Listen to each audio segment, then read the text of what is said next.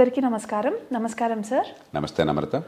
Sir, రీసెంట్గా వచ్చిన ప్రజాపాలన applications చాలా మటుకు రీచ్ వెళ్ళాయి. అట్ ద సేమ్ టైం చాలా గందరగోళానికి గురయ్యాయి. అంటే ప్రస్తుతం దళారులు వాళ్ళు వచ్చి ఎక్స్ట్రా మనీ ఈ అప్లికేషన్ కోసం ఇవ్వడం ఇలాంటివి జరిగాయి.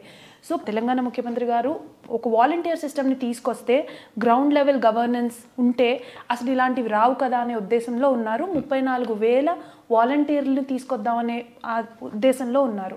ఇది ఎంతవరకు సబబు సార్? పొరుగు రాష్ట్రాల్లో ఆల్రెడీ జరుగుతుంది, కానీ ఆరోపణలు ఉన్నాయి. చాలా మటుకు ప్రజాధనం దీనికి అనవసరంగా వెళ్తుందని, ఉన్న స్ట్రక్చర్స్ని ఎందుకు వాడలేమని చాలా క్వశ్చన్స్ వస్తున్నాయి. సో మీ ఒపీనియన్ ఏంటి సార్ ఆన్ దిస్? నమ్రత, పాలన ప్రజల దగ్గరికి చేరాలని కోరుకోవటం సబబైన ఆలోచన. వాళ్ళు ఎంచుకునే మార్గం చాలా పొరపాటైన ఆలోచన. దీనిలో 2 పొరపాట్లు ఉన్నాయి. మొట్టమొదటిది ఏమిటి? అసలు ప్రభుత్వం ఎందుకుంది, పరిపాలన ఏమిటి మర్చిపోయి ప్రభుత్వం అనేది సంక్షేమం కోసమే. సంక్షేమం అంటే పన్నుల డబ్బుల్లో మీరు జీతాలకి, పెన్షన్లకి, వడ్డీలకి, దుబారా ఖర్చులకి, లంచాలకి పోగా మిగిలిన డబ్బు ఏమన్నా ఉంటే అప్పు చేసుకుని డబ్బుతో కలిపి అందరికీ పంచి పెట్టడమే అన్న భావనని మళ్ళీ వీళ్ళు పూర్తిగా అంతర్లీనం చేసుకున్నారు. ఈ గొడవంతా కూడా సంక్షేమాన్ని ఎట్లా పంచాలని చెప్పాను. అసలు పరిపాలన ఎట్లా చేయాలి, పరిపాలన అంటే ఏంటి మర్చిపోయినాం మనం. పరిపాలన ఉన్నది ప్రజలకి నిజమైన సేవలు అందించడం కోసం, ఉమ్మడి సేవలు అందించడం కోసం, సొంతంగా చేసుకోలేనివి. మనకి చట్టబద్ధ పాలన, న్యాయం అందడం కావచ్చు, శాంతి భద్రతలను కాపాడడం కావచ్చు, తగాదాలు పరిష్కారం చేయడం కావచ్చు, వేగంగా, నిష్పాక్షికంగా, ఖర్చు లేకుండా, నిజాయితీగా, మరి మౌలిక సదుపాయాల కల్పన కావచ్చు, మంచినీళ్ళు, మురుగునీటి పారుదల, వరద నీటి పారుదల లాంటి మౌలికమైన అవసరాలను తీర్చడం కావచ్చు, మంచి ప్రమాణాల విద్య ప్రతి బిడ్డకి అందడం కావచ్చు, డబ్బున్నా లేకపోయినా కూడా, మంచి ఆరోగ్యం ఇవ్వటం కావచ్చు. ఇవన్నీ మర్చిపోయి మేము తలా కాస్త పందారం చేస్తాము, ఇదే పరిపాలన స్థాయికి తీసుకొచ్చారు. అది మొట్టమొదటి తప్పు. రెండో తప్పు ఏంటి? విధానాలు మీరు రాష్ట్రంలో కొన్ని జాతీయ స్థాయిలు రూపొందించినా కూడా అమలు స్థానికంగా స్థానిక ప్రభుత్వాల ద్వారా ఉండాలి. ఇవాళ కాంగ్రెస్ ప్రభుత్వం ఉన్నది రాష్ట్రంలో. మరి జాతీయ స్థాయిలో కాంగ్రెస్ పార్టీ అధికారంలో ఉండగానే కదా 73, 74 సవరణలు తీసుకొచ్చారు రాజ్యాంగంలో. 3వ వంతు స్థానిక ప్రభుత్వాలు కావాలని చెప్పన్నారు. ఈ అమలంతా కూడా స్థానిక ప్రభుత్వాల స్థాయిలో చేశారనుకోండి, అసలు మీకు గొడవ ఉండదు. మీకు నియామకాలు, ఈ గొడవలు అనేది నాకు అర్థం కాదు. ఏ స్థానిక ప్రభుత్వానికి ఆ స్థానిక ప్రభుత్వం చూసుకుంటుంది. అక్కడ మార్పులు చేర్పులు కావాలి. ఉదాహరణకి మనకి పంచాయతీలు 300 మందితో ఒక పంచాయతీ ఏర్పాటు చేసాం, 30,000 మందితో పంచాయతీ ఉంది. అలా కాకుండా కనీసం ఒక 10,000 జనాభాతో ఒక పంచాయతీ వచ్చిందనుకోండి, అప్పుడేమవుతుంది? Economies of scale. మనకు ప్రభుత్వం ఆ 10,000 మంది పేరుతో రకరకాల రూపాల్లో పన్నుల డబ్బు ఖర్చు పెడుతోంది. ఎప్పుడైతే ఎక్కువ మంది ఉన్నారో మనకి తక్కువ సిబ్బందితో సమర్థంగా, పొదుపుగా చేస్తూ సమర్థంగా సేవలు అందించవచ్చు. కాబట్టి ఈ పంచాయతీలను అవసరాన్ని బట్టి కన్సాలిడేట్ చేయాలి. అట్లాగే ఎప్పుడైతే మరి సాంప్రదాయంగా ఉన్న ఆవాసాలను దాటి, ఆ హ్యామ్లెట్, ఆ గ్రామాలను దాటి, అక్కడంతా కుల వ్యవస్థ గ్రామాల్లో, ఈ కులం ఎక్కడ, ఆ కులం ఎక్కడ, ఎక్కువ తక్కువ, ఇవన్నీ ఇప్పటికీ రాజ్యం వెళ్తున్నాయి. ఎప్పుడైతే కలిపేస్తామో పెద్ద గ్రామాలు వస్తాయో పంచాయతీలు, అక్కడ ఈ కుల ప్రభావం, ఈ సాంప్రదాయం ప్రభావం తగ్గుతుంది. ప్రజాస్వామ్యబద్ధంగా పనిచేయచ్చు. అలాగే కంప్యూటరైజేషన్ కానీ, రికార్డ్స్ మెయింటెనెన్స్ కానీ, దరఖాస్తులన్నీ కూడా కంప్యూటర్ చేయడం కానీ సాధ్యమవుతాయి. కాబట్టి ఆ రకంగా స్థానిక ప్రభుత్వాలకు అధికారాన్ని ఇవ్వటము, వాటిని కన్సాలిడేట్ చేయటము, ఆ రీతిని ఆలోచించాలి. కానీ మీరంతా అధికారం అంతా కూడా ముఖ్యమంత్రి, ఇంకెవరూ లేరు, అక్కడి నుంచి ముఖ్యమంత్రి డైరెక్ట్గా బటన్ నొక్కితే ఆ గ్రామానికి వెళ్ళిపోతుంది. ఆ గ్రామంలో కూడా ప్రజలకి కావలసిన సేవలు, ఉమ్మడి సేవలు అందించడం కాకుండా వాళ్ళకి ఈ సోకాల్డ్ సంక్షేమాన్ని వాళ్ళ ఇంటికి పంచిపెడతాము. ఈ నమూనాయే తప్ప ఆంధ్రప్రదేశ్లో మొదలెట్టారు. ఇది ఆంధ్రప్రదేశ్ మొదలెట్టారని చెప్పిన తెలంగాణ చేయక్కర్లేదు. అందుకని మంచివి చేయండి.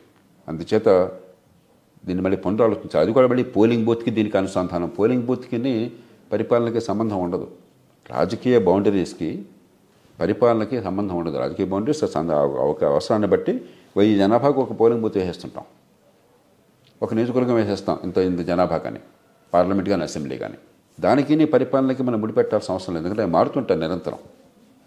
అందుచేత దీనిలో రాజకీయంగా ఏదో రకంగా మన వాళ్లకు ఉపాధి కల్పించాలి, లేకపోతే మనం సంక్షేమాన్ని రాష్ట్రం దివాళా తీసినా, అభివృద్ధి లేకపోయినా, ప్రభుత్వం చేయాల్సిన పనులు చేయకపోయినా సంక్షేమాన్ని పంచిపెట్టి ప్రజల దగ్గర మార్కులు కొట్టేయాలన్న ఆలోచనతో తప్ప రాష్ట్రంలో మంచి పరిపాలన ఇవ్వాలి, మంచి భవిష్యత్తును మనం ప్రజలకు అందించాలి, ఆర్థిక వ్యవస్థను పెంచాలి, పేదరికాన్ని పూర్తిగా తొలగించాలి, ఉపాధి పెరిగేట్టుగా చూడాలి, పెట్టుబడులు పెరిగేట్టుగా చూడాలి, మౌలిక సదుపాయాల కల్పన కావాలి, విద్య ఆరోగ్యం సేవలను సమర్థంగా అందించాలి. ఆ తపన కనిపించడం లేదు. కాబట్టి ప్రభుత్వం పునరాలోచన చేసి ప్రజలు ఇచ్చిన మ్యాండేట్ సద్వినియోగం చేసినట్టయితే తెలంగాణ ప్రజలకు న్యాయం జరుగుతుంది. సార్ మీరు చెప్పింది మాకు సబబుగా అనిపించింది, కానీ ఒక చిన్నది సార్, ఆల్రెడీ మనకు ఒక సిస్టమ్ ఉంది, VROs VRA system, village revenue officials and assistants. వాళ్ళనే ముందు గవర్నమెంట్ ఏం చేసింది, వాళ్ళని వేరే డిపార్ట్మెంట్స్కి అసైన్ చేసి వాళ్ళ వర్క్ని, ఇన్స్టెడ్ వాళ్ళే గ్రాస్ రూట్ గవర్నెన్స్ ఉన్నారు కాబట్టి వాళ్ళని మళ్ళీ తీసుకొచ్చు కదా. ఇంకో కొత్త సిస్టమ్ తేవడం వల్ల ఎంతవరకు ఉన్న అసలు నా దృష్టిలో ఇదంతా కేంద్రీకరణలో భాగం. ఇప్పుడు పాద్దమళ్ళి చేస్తారో వద్ద ఈ గొడవంతా లేకుండా మూడో వంచ ప్రభుత్వం లాగా పనిచేస్తే నేను ఉదాహరణ ఇస్తాను మీకు. జర్మనీ ఉంది. జర్మనీ ఒక 8 కోట్ల జనాభా ఉన్న దేశం, యూరోప్లో పశ్చిమ యూరోప్లో అతిపెద్ద దేశం. మీరు దానికి ఒక రష్యాని మినహాయిస్తే యూరోప్ మొత్తంలో అతిపెద్ద దేశం జర్మనీ జనాభా రీత్యా. ఆర్థికంగా అత్యంత బలమైన దేశం యూరోప్ మొత్తంలో కూడా. రష్యా కంటే ఇతర దేశాల కంటే చాలా పెద్ద ఆర్థికంగా బలమైన దేశం. ప్రపంచంలో 4వ దేశం. ఇది మీకు అమెరికా, చైనా, తర్వాత జపాన్, జర్మనీ. రేపొద్దున మనం ప్రపంచంలో 3వ దేశం అవుతామంటే జర్మనీని, జపాన్ని దాటాలి. కానీ అక్కడ ఏం చేస్తారు, అసలు మీకు ఏ పని కావాలన్నా కూడా, అది సంక్షేమం కావచ్చు, పాస్పోర్ట్ కావచ్చు, మరొకటి కావచ్చు, మీరు మున్సిపల్ ఆఫీస్కి వెళ్తారు. పాస్పోర్ట్ అనేది జాతీయ స్థాయి ప్రభుత్వం ఇచ్చే సేవ. అయినా కూడా జాతీయ స్థాయి ప్రభుత్వం సిబ్బందిని పెట్టదు అక్కడ. మీరు మున్సిపాలిటీకి వెళ్తే మున్సిపాలిటీ దగ్గర అప్లికేషన్ పెట్టేస్తే ఆఫీస్కి వెళ్ళి మళ్ళీ 15 రోజుల తర్వాత 20 రోజుల తర్వాత మున్సిపల్ ఆఫీస్కి వెళ్ళి కలెక్ట్ చేస్తుంటారు పాస్పోర్ట్ని. కన్వర్జెన్స్ అంటాం. ఇప్పుడు ఏం చేస్తారు, ఉదాహరణకి ఇప్పుడు ఈ టీవీలో వచ్చిన వార్తల ప్రకారం ఎక్కడో ఈ ప్రజాపాలన దరఖాస్తులు కలెక్ట్ చేసి అక్కడి నుంచి మరొక చోటికి రవాణా చేస్తే దారిలో స్కూటర్ 5 మీద కింద పడిపోయినాయి. ఎంత అధ్వానంగా ఉంది, ఎంత తలతగ్గా ఉంది ఇదంతా కూడా. స్థానిక మున్సిపాలిటీలోనో లేకపోతే స్థానిక నగరమైనట్టయితే డిప్యూటీ కమిషనర్ ఆఫీసులోనో సేకరించిన దరఖాస్తులు అక్కడే వాటి ప్రాసెసింగ్ చేసి అక్కడే నిర్ణయాలు జరిగినాయి అనుకోండి. ఒక పంచాయతీ 10,000 మందితో పంచాయతీ ఉండి అక్కడే పనులు జరిగిపోయాయి అనుకోండి. ఒక చిన్న మున్సిపాలిటీ 1,00,000 మంది 50,000 మందితో ఉన్నట్టయితే అక్కడే పనులు జరిగిపోయి అక్కడ నిర్ణయాలు అయిపోయి అనుకోండి. అసలు ఈ గందరగోళం ఉండదు కదా. ఈ బస్తాల్లో కాగితాలు తీసుకుపోవటం ఏమిటి, అవి జారి పడిపోవటం ఏమిటి, దానిలో ఆధార్ వివరాలు లింక్స్ ఉండటం ఏంటి, ఆధార విషయాలు బయటపడితే ఎంత ఇబ్బందో మనకు తెలుసు కదా. ఆధార్ అనేది వ్యక్తికి సోషల్ సెక్యూరిటీ నంబర్ లాంటిది. ఇప్పటికే దొంగ ఆధార్ కార్డులు దేశంలో ఉన్నాయని చెప్పి చాలా ఫిర్యాదులు వస్తున్నాయి. ఎందుకు వచ్చింది, కేంద్రీకరించిన పరిపాలన గజిబిజి చేసి పారేశాం. ఎక్కడికక్కడ ప్రజలకు అక్కడే సేవలంది ఏర్పాటు జరిగి నిర్ణయాలు అక్కడే జరిగి, ఒకవేళ పెద్ద స్థాయిలో ప్రభుత్వం చేయాల్సి ఉన్నా కూడా దీని ద్వారా జరిగితే మరి పని అయిపోతుంది. జర్మనీలో పాస్పోర్ట్లు మున్సిపల్ ఆఫీసులో పాస్పోర్ట్ సేవలు అందిస్తుంటే ఇండియాలో దరఖాస్తుదారులు, అర్జీదారులు ఎవరున్నారు అర్హులని గుర్తించడానికి కూడా మీకు కేంద్రీకరించాలా పరిపాలన? అంటే మన పరిపాలన గురించి ఆలోచన లేకుండా అస్తవ్యస్తంగా చేస్తున్నాం. హడావుడి కనిపిస్తుంది చీమల్లాగా, ఫలితం కనిపించట్లా. ఇది కాదు పద్ధతి. ఏ అంచె ప్రభుత్వం గుర్ర పని గుర్రం చేయాలి, గాడిద పని గాడిద చేయాలి. అంచేత సమూలంగా దీన్ని మార్చినట్టయితే ఫలితాలు వస్తాయి. లేకపోతే ఏదో రాజకీయం కోసం చేస్తుంటారు, పార్టీ కార్యకర్తల కోసం కొన్ని పదవులు సృష్టిస్తారు, ఉద్యోగాలు సృష్టిస్తారు. ప్రజలను చివరికి పూర్తిగా వాళ్ళ బతుకుల్ని బాగు చేయకుండా పరాధీనులుగా మార్చేస్తారు. ఈ ప్రజలు పన్నులు కట్టేటువంటి పౌరుషం ఉన్న పౌరులు, అంతేగాని ప్రజలు బిచ్చగాళ్ళు కాదు. ప్రజల్ని బిచ్చగాళ్ళుగా భావించి వాళ్ళ ఆత్మగౌరవాన్ని దెబ్బతీసి మీ ఇంటింటికి రేషన్ ఇస్తా నేను వచ్చి, ఇదా మీరు చేయాల్సింది? నువ్వు చేయాల్సిన పని చేయి, సమర్థంగా పరిపాలన చేయి. నా పిల్లలకు మంచి చదువు వచ్చేందుకు స్కూల్ ఏర్పాటు చేయి, నేను సొంతంగా ఏర్పాటు చేసుకోలేను. మంచి ఆరోగ్యం అందించు. ఒట్టి స్కూల్ ఏర్పాటు చేస్తే చాలు, అక్కడ విద్య అందాలి, పనికొచ్చే విద్య అందాలి. మీ పిల్లలతో పోటీ పడగలగాలి నా పిల్లలు, అది ఏర్పాటు చేయి. వర్షం వస్తే వరదలు వచ్చే పరిస్థితి మార్చేయి.